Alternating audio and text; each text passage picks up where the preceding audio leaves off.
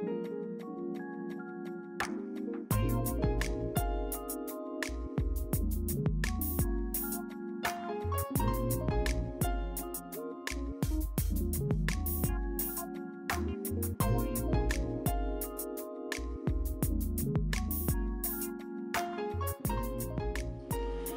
the wonderful thing about coaching is I found me.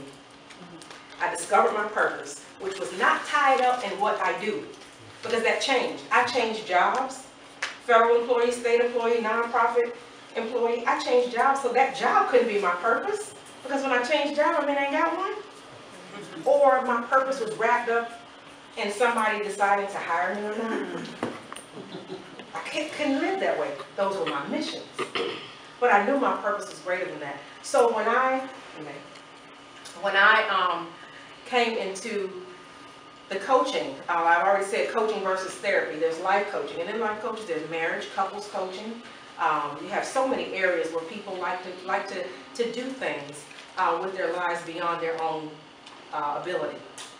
Relationship coaching, I also do relationships. That is my foundation, and self-discovery, personal development. So they fall under relationship. Health and wellness. We have Eric Thornton here today. He is a health awareness coach, wellness coach, and he'll be saying a few words to us in a moment. ADD, ADHD, hospice, business. So, and what I found when I came back from Okinawa was that the Bible Belt, North Carolina, South Carolina, Virginia, was not really open to coaching. Because if you don't get it from the church or the school, you don't get it. And so some people thought it was taboo. So I spent more time telling people what coaching was and the benefits, far greater than I was able to. And Keisha, I'm trying my best not to move, but I want to walk. I'm not. Far greater than I was able to practice it. You all have heard of acting coaches. How come we allow people to have coaches in the NFL and the NBA and soccer and football and Little League? It's important enough for sport, but it's important enough for your life. Is your life that important to get somebody to come and help you along? That's what coaching can be. What are the benefits? You get clarity and direction. A lot of times you just need to be heard. I have some clients that when I'm on the phone with them, I don't say, I'm talking now because I'm being informational. When it comes to coaching, you allow the client to give their own wisdom. You have to, because if you give them your wisdom, they can take it or leave it. Yeah, that's what she's saying. But if you let them hear their own, they got it for life. So that area of unconditional support, when's the last time you had unconditional support? Inspiration and transformation. Information to implementation, that's one of my other specialties. We are inundated. How many of you got internet? How many of you got your cell phone? You can Google and YouTube anything. Can you? Can you? Some of y'all look like y'all ain't never heard of Google and YouTube. I'm going to get you trained tonight. No, I'm just joking. But you have that, we have access, it's at our fingertips. Sometimes we get too much. Sometimes we get too much. But when was the last time you implemented consistently? I go down my Facebook page, information, this, and it's just another scroll. I read it, get up, turn the phone off, and I can't remember half the time. I mean, it had to be something, you know, really big for me to remember it. But how many of y'all scroll Facebook? Don't nobody. Solutions. So you have that listening ear and taking the pressure off decisions. When's the last time you had a decision you really needed to make and just being heard, or the work, being able to work it out before you walk it out? That's what coaching can offer. And encouraging strategic moves and change. Change is going to happen. Which side of change are you going to be on? Forced by it or causing? It's so much better to cause it. It's so much better to say, this is what I want to change, and do it, versus something knocking you over the head and having to change. Advance, please. How I coach, I said I'm a self-discovery coach. These ladies too have endured what I would call rigorous. You can see a little bit about my personality based on how I'm speaking. I hope it's not too forward, but this is who I am. Because I don't think it's a joke. I don't think it's a game when God allows someone to come to you to help them with their lives. We laugh, we have fun, but it is not a joke. God will hold me accountable for how I serve you. God held me accountable for how I serve these ladies. And so they will be held accountable for how they serve.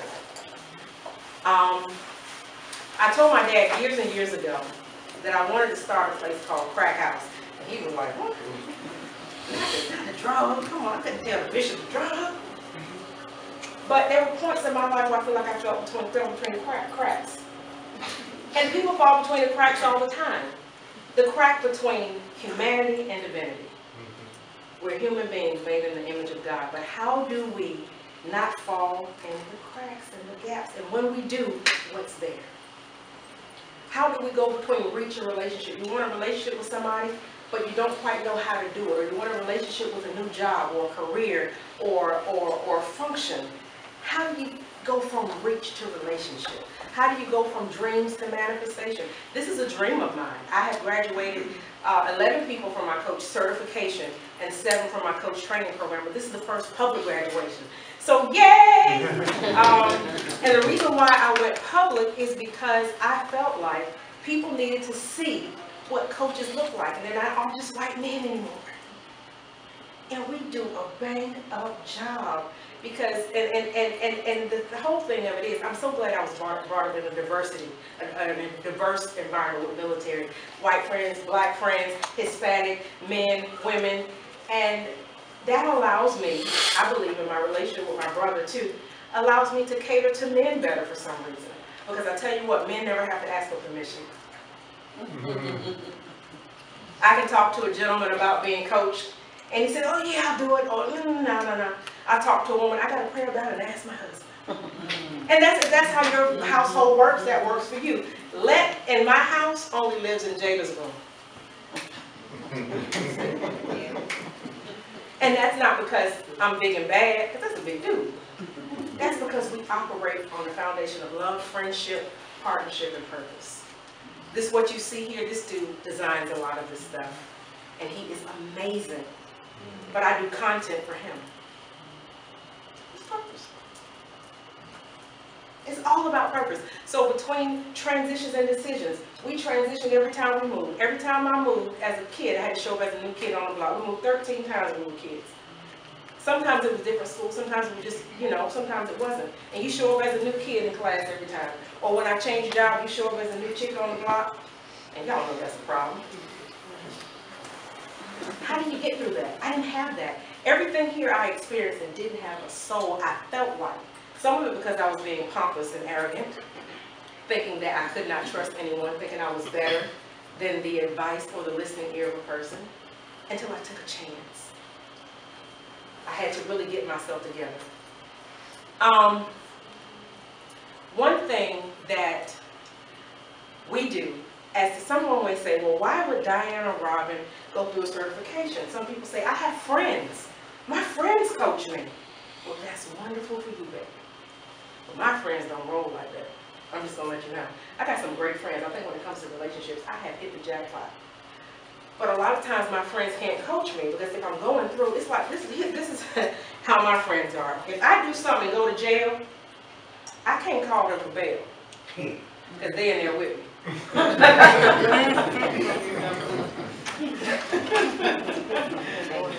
If I have the opportunity to have company over, and I got an event going on tomorrow, if I have company over, I don't clean up for my friends, I clean up for company. I don't clean up for my friends. Because if my house is dirty, which thank God my dad was I don't know what he was, but we just were clean. But should I, hi guys, should I need my house clean? I don't do it for my friends. They come over and help me clean. That's the kind of friends I have. So I don't have the kind of friends I can go to for a lot of good advice. Because they can be like, girl, where you at?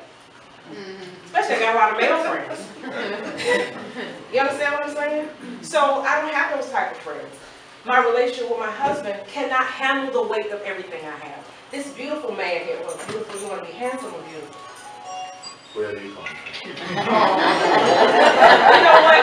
When we were first married, everybody has a pet name for their spouse. When we were first married, his nickname back home, he's from Charleston, South Carolina, his nickname was Boss. I don't gotta look like a boss. And I was like, I can't go from boss to baby, that don't sound right.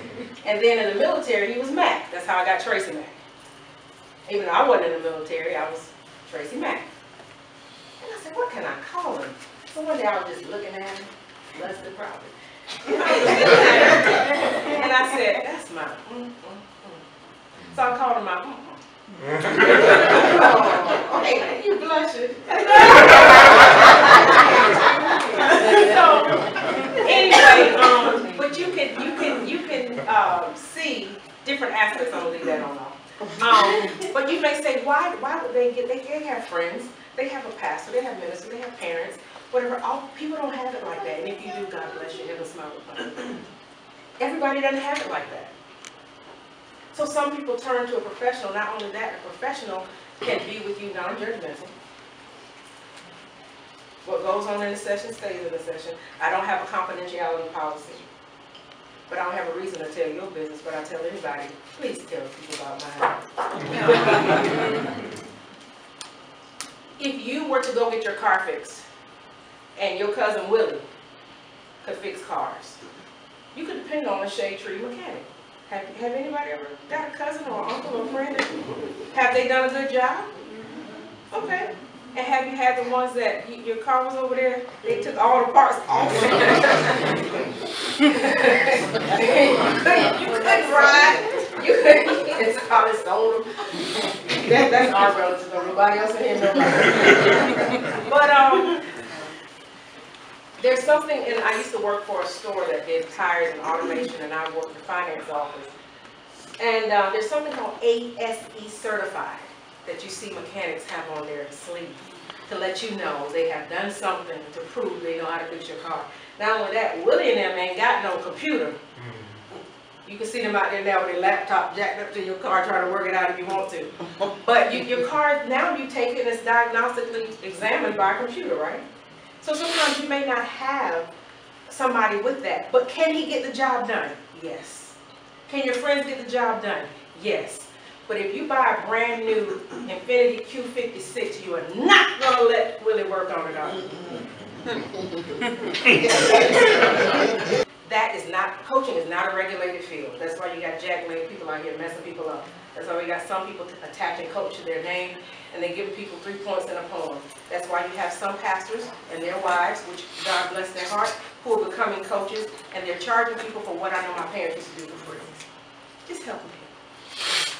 I'm not a nonprofit organization, so I don't do it for free. And I ain't no pastor, so I don't do it for free. These ladies don't do it for free. I'm glad you're here. Most of you are friends and family of them. This launch is to allow you to shift how you see them. Sometimes people don't do the shift when you go from, where's Anita? Sometimes people don't do the shift when you start a business and then you start charging. And that's fine, but you have to shift. I've been coaching professionally for 10 years, going on 11 years in January. And I had a call just yesterday, if it wasn't for the fact of me jacking up somebody's identity, the call said, hey TracyMac, I know I need to get your coaching services. I see what you're doing and I heard about what you're doing. And such told me how you helped her. But I just want you to call me and we can chat friend to friend in Jesus' name. And I haven't called back because I'm bold enough to say in Jesus' name, pay me. You understand what I'm saying? You're saying you're a professional of help. You're supposed to help people for free. That means the mechanic fix your car for free. How many of you have pastors who are not ordained by anybody or they're self-proclaimed pastors? That's fine. It happens. God calls people to ministry outside of organized denomination. That's fine. But when you even want him or her to be submitted under something greater than themselves. So when these ladies attach themselves to TracyMac, it's attached to CTA, it's attached to ICF. We have a lineage. Also consistency. There's some things we pass down through coach training that allows them to have the consistency and the continuity of the profession. Wording, language. So you can go from one transition from one coach to another and have a wonderful experience. And then accountability. They were excellent. I'll say some more at the end, but I gave them a fit. Go ahead. That's fine. Y'all graduated now. You gonna cuss me out. So, but I coached individuals, couples, groups, keynote speeches, different things as such. And as a matter of fact, I won't go into it a whole lot now, but what you're experiencing now, what you will hear from these ladies, people say like it's the tip of the iceberg for what we really offer. I won't even say it's the tip. You know how an iceberg may have fresh dust, snow dust on it, and you just get a dust tonight. This is just dust. So I invite you, and I'll let you know about it later. We may do it here, depends on the size of the crowd. We may go to our larger venue. January 17th, Empowered by Purpose. You've got like 60 some odd days left in this year, maybe right at 70, I'm not sure. You can end this year with a bang, but how many of you want to go into January 2015 with a boom? On purpose, on task, mission, ready to go. Delve into your assignment and do the darn thing.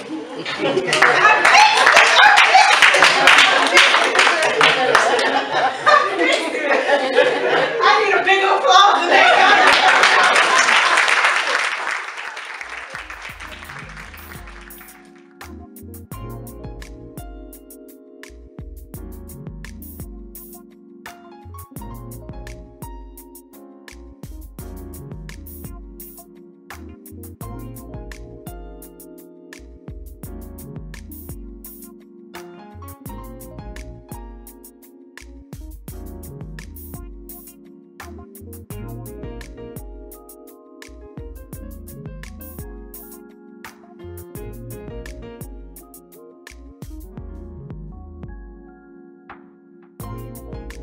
Purpose Production.